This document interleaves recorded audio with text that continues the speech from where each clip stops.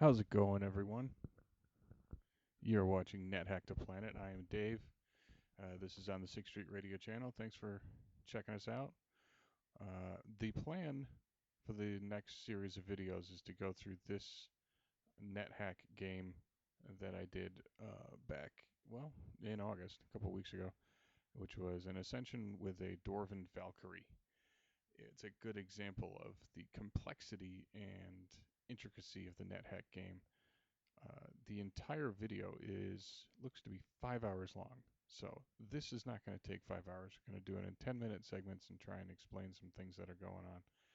So let's see here. I'm playing it through VLC, and I can go into details of how it was actually captured, but that's not important right now. Let's look at gameplay.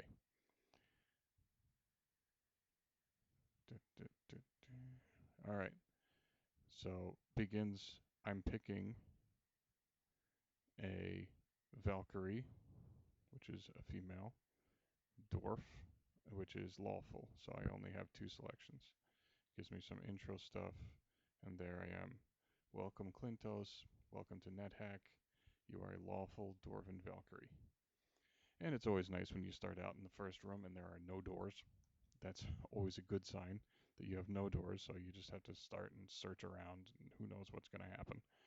Now, the Valkyries start with a long sword. I skipped the inventory screen. Let's see if I can bring that back up. Yeah. Don't worry, it's not gonna. I'm just going through the beginning really slowly because that's kind of important. Lawful. There it is. So I'm starting with a small shield and a long sword. Now, one of the things that makes the Valkyrie a lot easier to do is the long sword. I'll show you later. Can quickly be turned into a very powerful sword the first time you encounter a fountain. I think it took me a little while because I forgot about it. So let's just play it here. And we'll begin at a little bit of a slow speed because we'll just go through the first level. Oop, messed up the video. There. Searching around. First thing you got to do is find a door. Normally it doesn't give you this much trouble. So the standard, and the second door I encountered was locked, so I had to kick it in. But the standard thing you do is to search around and fight as little as possible in the beginning and let the pet do as much fighting as you can, because the generated monsters are based on your experience level, and that's this thing right here, the XP. Um, so if you increase your experience level, that's just going to make the game throw harder monsters at you, so it doesn't really increase your chances that much. So in the beginning of a game, you explore as much as possible and kill as little as possible. Another thing you just saw is every time I encounter a downstair, I immediately go down and back up. That's because if I happen to encounter a trap door that drops me into the next level, I will have already discovered where the upstair is, so I can usually get back to the upstair somewhat quickly. Let's keep going. Just exploring around. Letting the pet kill anything that I encounter, trying to stay down between experience level 1 and 2.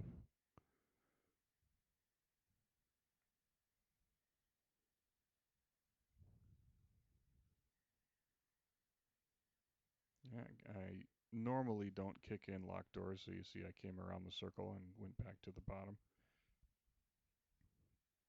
There's another empty room, but I know there's something in the space up here, so I'm searching around on the walls. Oh, there's a secret door. But that doesn't go anywhere, so what do I do? Alright, got a dagger. So I gave up and I'm going to the next level. Searching around. There's an amulet. I don't want to. Again, you don't want to put anything on, especially amulets, because you don't know of its cursed status. If it's cursed and you put it on, then you can't take it off. and that is not a good thing. It's a plate mail.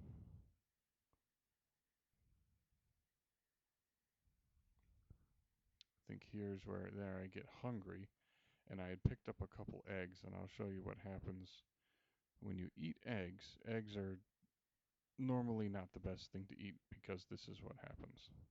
Ugh, rotten egg. A lot of them are rotten. So what happens is you are feeling mildly nauseated. It immediately, or after a couple turns, it confuses you and stuns you. So I'm helpless right now for a while. Can't seem to think straight. You feel incredibly sick and you throw up. And then, once you can move again, you're still confused and stunned for a number of turns. So eating eggs is not usually a good idea. Fortunately, nobody came along to kill me.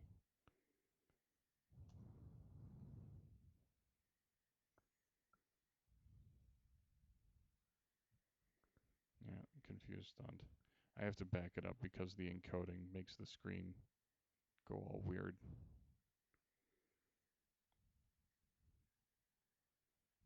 Yeah, there's a scroll. I don't normally read unidentified scrolls. I just keep them until I can identify them. Still exploring. There's a locked door. Don't want to kick it down. There's some place for a stash later. I get out of the way, let my pet take out all those, I think they were jackals. There we go. And I've found the Gnomish Mines. Now here's one of the main reasons why being a dwarven, or a dwarf anything, a lawful dwarf, makes it a little bit easier because you can immediately go into the mines, which are somewhere between, I think, levels 2 and 5. And if you see, still, there are some enemies here, but all of the gnomes are going to be peaceful.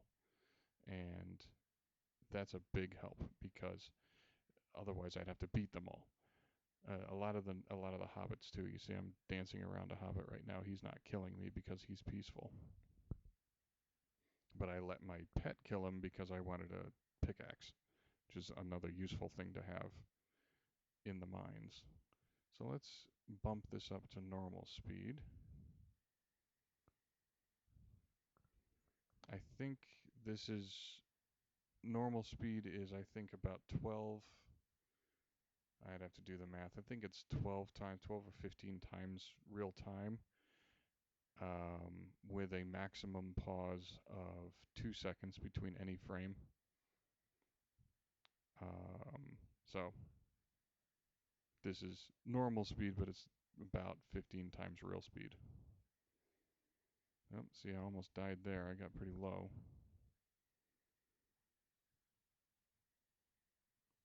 And it looks like I lost my pet. Either I lost it or abandoned it. I think he got killed. I missed that step. Hungry.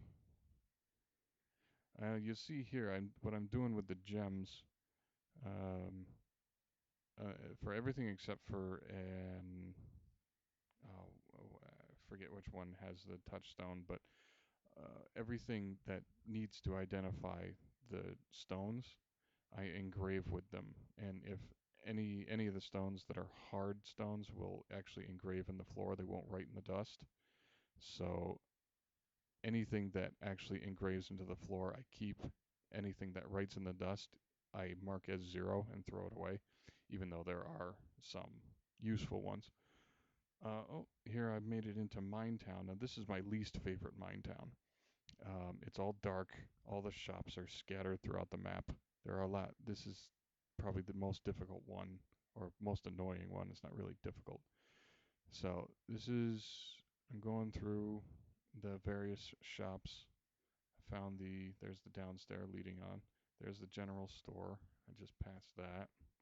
General store right here. And now I'm going over to this area where I think there's a chest there. Yep. So this is the first stash. I take everything that I don't want to lug with me and I stashed it in there. Mine Town is usually the first stash. All right. Well, I got some pets back, but let's pause. We're 3 minutes and 38 seconds into the video, but we're up 10 minutes on this specific video. So we're gonna take a break and hope to see you in the next one in the series. This is Nethack The Planet on 6th Street Radio.